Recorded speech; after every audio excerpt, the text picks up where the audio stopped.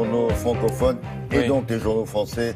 Les unes sont consacrées à l'attentat, oui. Oui, je vais vous parler des journaux nationaux tout de suite et tout à l'heure je vous parlerai des journaux belges et des journaux régionaux français.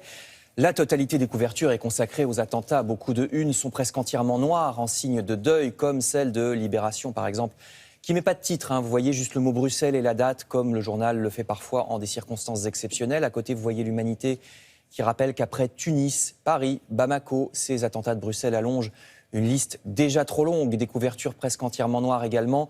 Pour les Échos, pour le Parisien aujourd'hui en France, l'Europe attaquée, la guerre en Europe, avec d'un côté, à gauche, une photo du métro, vous savez, l'évacuation des passagers après l'explosion de la station Malbec.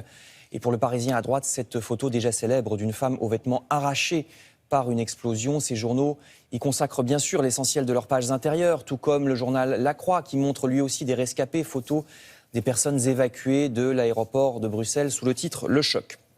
Alors après le choc, viennent les questions, et d'abord une question qui fâche, une question qui faisait polémique ces derniers jours. Oui ou non, la Belgique et certains quartiers seraient-ils des bases arrières du terrorisme? La semaine dernière encore, le journal belge L'Avenir se moquait des alarmistes. Certains médias français en feraient trop sur la Belgique, comme si chez nous, dit le journal belge, c'était un bed and breakfast des terroristes mondiaux. Le journal raillait les médias français qui titrent « Les terroristes sont parmi nous » ou bien « La Belgique, plaque tournante du terrorisme » avec des experts qui en fait n'y connaîtraient rien et qui chercheraient surtout à meubler, je cite, le journal belge. Pourtant, la presse française a-t-elle tort lorsqu'elle écrit en effet que la Belgique est un foyer du djihadisme en Europe? Rapporté à sa population, c'est bien la Belgique qui fournit le plus de djihadistes, rappelle le journal La Croix. Plus de 40 djihadistes par million d'habitants.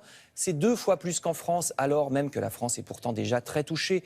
La Belgique, où depuis longtemps l'Arabie Saoudite, depuis les années 60, a été privilégiée dans la gestion de l'islam local. Un islam très traditionnaliste par conséquent, accuse le journal La Croix. De même, Le Figaro a-t-il tort quand il écrit que depuis 15 ans, Molenbeek nourrit le djihad, qu'il s'agisse de l'assassinat du commandant Massoud en 2001, qu'il s'agisse des attentats de Madrid en 2004, qu'il s'agisse des événements de ces 2 dernières années en France comme en Belgique, qu'il s'agisse de l'attentat du Thalys ou de celui du musée juif, on se retrouve souvent, rappelle Le Figaro, avec des terroristes qui ont transité à un moment ou à un autre par Molenbeek ou par d'autres quartiers de Bruxelles. Les Échos élargissent même, c'est en fait tout le monde francophone qui est la cible privilégiée des terroristes, Afrique noire, France ou Belgique.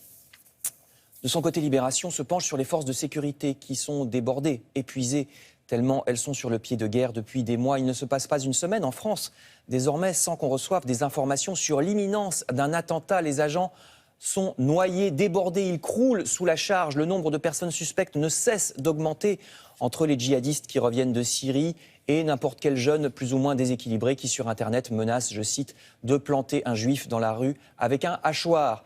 Je cite un gradé de la police qui parle à Libération. « Il faut surveiller les gares, les métros, les aéroports, c'est impossible. Les fameux portiques de détection ne servent absolument à rien. Il suffit en effet de faire sauter une bombe juste avant le portique. » Et puis n'oublions pas les centrales nucléaires. Hier matin, le gouvernement belge décidait en urgence le renforcement de la sécurité autour des centrales nucléaires, nous dit le Parisien aujourd'hui en France.